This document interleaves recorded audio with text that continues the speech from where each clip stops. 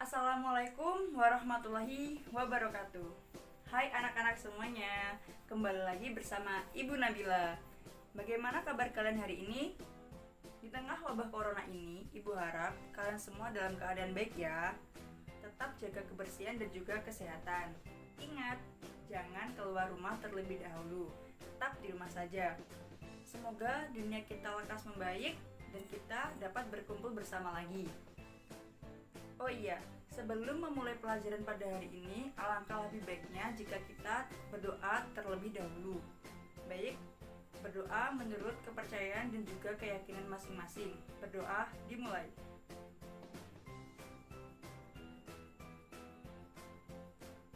Berdoa selesai. Oh iya anak-anak, pasti semalam kalian sudah membaca kan?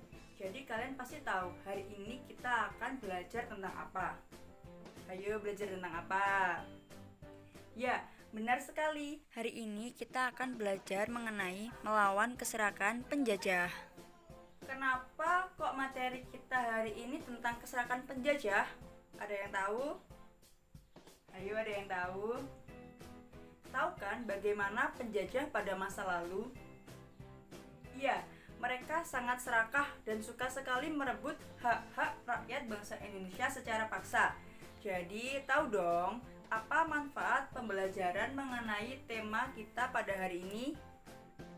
Ya, benar sekali. Supaya kita tahu bahwa kita tidak boleh mengambil sesuatu yang bukan menjadi milik kita. Anak-anak, Ibu ada pantun buat kalian semuanya. Di atas genteng terdengar suara tik-tik-tik. Di langit nampak sedikit kilat. Anak-anakku yang ganteng dan cantik, mari kita belajar dengan penuh semangat. Semangat belajar online ya anak-anakku. Ibu akan memberitahukan pada kalian tujuan pembelajaran kita pada hari ini.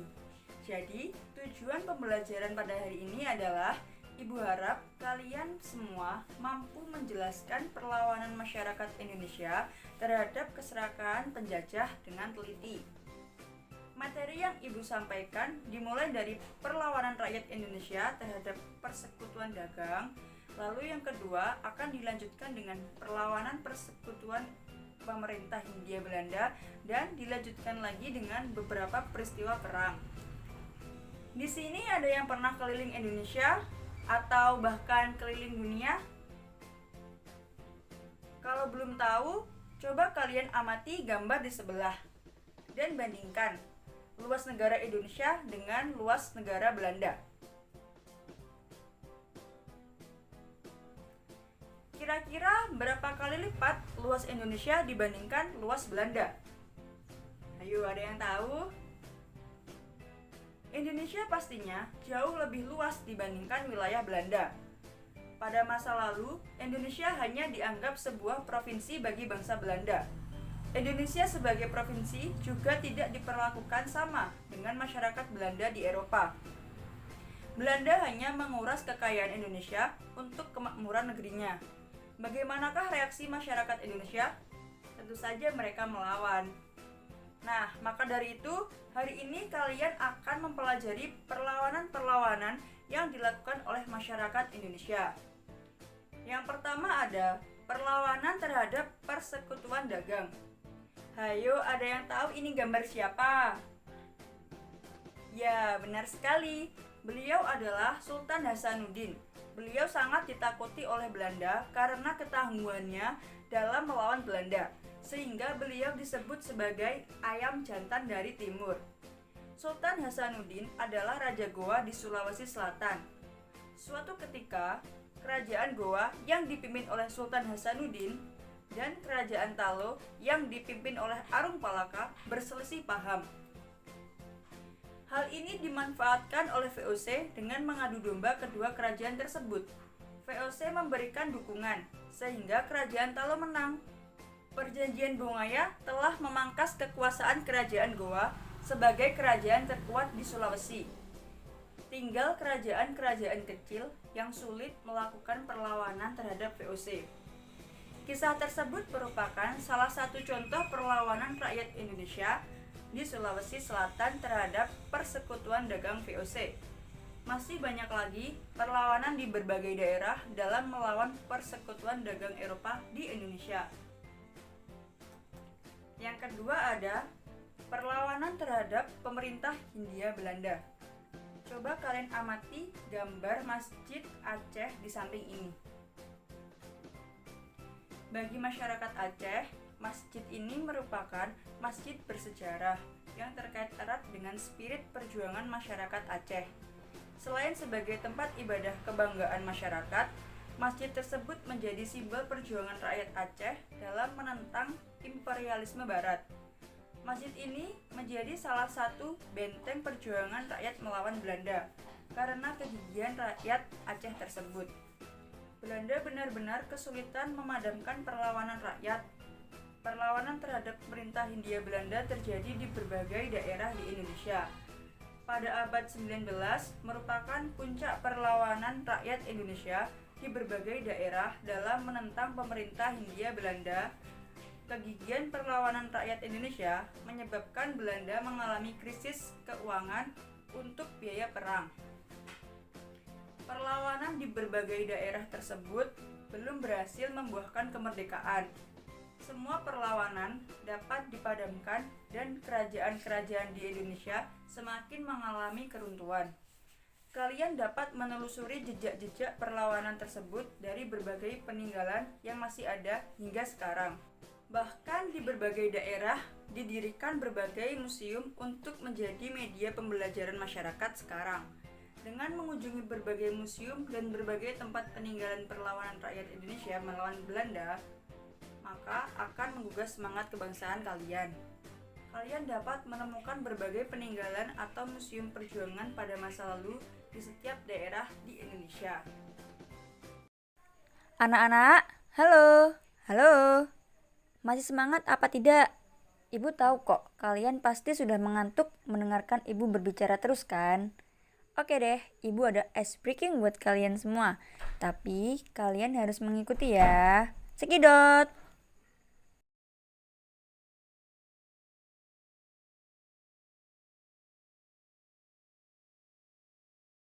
Desa dan kota, ayo kewer, kewer. Miskin dan kaya, ayo kewer, kewer. Tua dan muda, ayo kewer, kewer. Semua gembira, ayo kewer, kewer. Kewer, kewer, kewer, kewer, kewer, kewer, kewer. Kewer, kewer, kewer, kewer, kewer, kewer. Kewer, kewer, kewer, kewer, kewer, kewer. Kewer, kewer, ayo goyang, kewer, kewer. Itu hak asasi, senang susah tak peduli. Goyang jangan dikriminalisasi. Ayo kewer-kewer bersama kami. Goyang itu demokrasi, miskin kaya tak peduli. Goyang jangan diintimidasi. Ayo kewer-kewer bersama kami.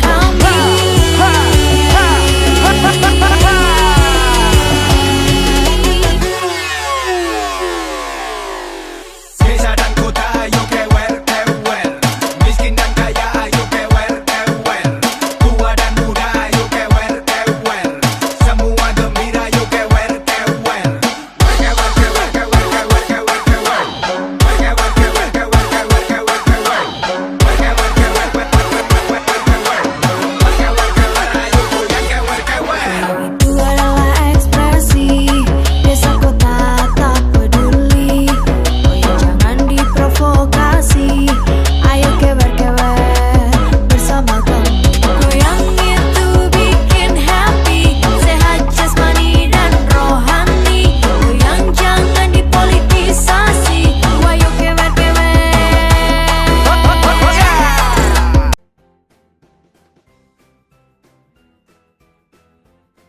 Anak-anak, selama di rumah kalian pasti mengalami kebosanan. Nah, di sini apakah ada yang mengisi kebosanan kalian dengan bermain game? Mobile Legends misalnya. Di dalam Mobile Legends itu ada war. Nah, ada yang tahu war itu apa? Kalau tidak tahu, war itu adalah perlawanan atau perang. Nah, kalian tahu tidak perlawanan rakyat Indonesia di berbagai daerah itu apa saja? Ayo, ada yang tahu? Oke deh, Ibu akan kasih tahu ya beberapa contoh perlawanan rakyat Indonesia terhadap pemerintahan Hindia Belanda. Yang pertama ada Perang Saparua di Ambon. Kalian tahu siapa nama pahlawan yang ada di uang kertas ribuan? Ada yang tahu? Ya, benar sekali. Beliau adalah Kapten Patimura atau Thomas Matulesi. Nah, Patimura itu adalah pemimpin dari Perang Saparua di Ambon. Dalam pemberontakan tersebut, seorang pahlawan wanita bernama Christina Marta Tiahahu melakukan perlawanan dengan berani. Perlawanan Patimura dapat dikalahkan setelah bantuan pasukan Belanda dari Jakarta.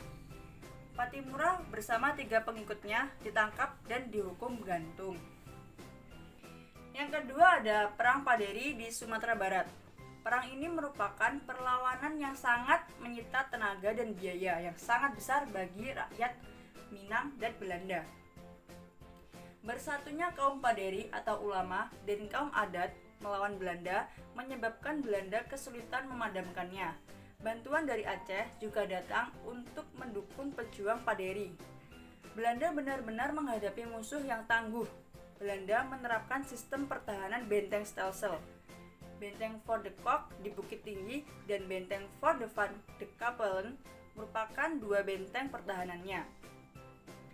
Dengan siasat tersebut, akhirnya Belanda menang ditandai dengan jatuhnya benteng pertahanan terakhir Paderi di Bonjol pada tahun 1837.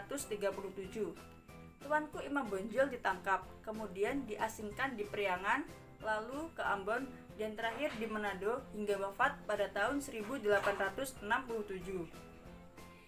Yang ketiga ada Perang Diponegoro. Perang ini berlangsung pada tahun 1825 hingga 1830.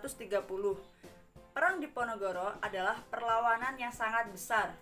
Sebanyak 8.000 serdadu Belanda dan 7.000 tentara sewan Belanda mati. Lebih dari 200.000 penduduk Jawa Tengah dan Yogyakarta meninggal, sehingga penduduk Yogyakarta hanya tinggal setengahnya. Betapa gigihnya bangsa kalian untuk menegakkan keadilan dan mempertahankan harga diri. Pengorbanan dan kegigihan yang perlu kalian teladani. Yang keempat ada Perang Aceh. Semangat jihad merupakan kegigihan perlawanan rakyat Aceh. Jenderal Kohler terbunuh saat pertempuran di depan Masjid Baitur Rahman, Banda Aceh.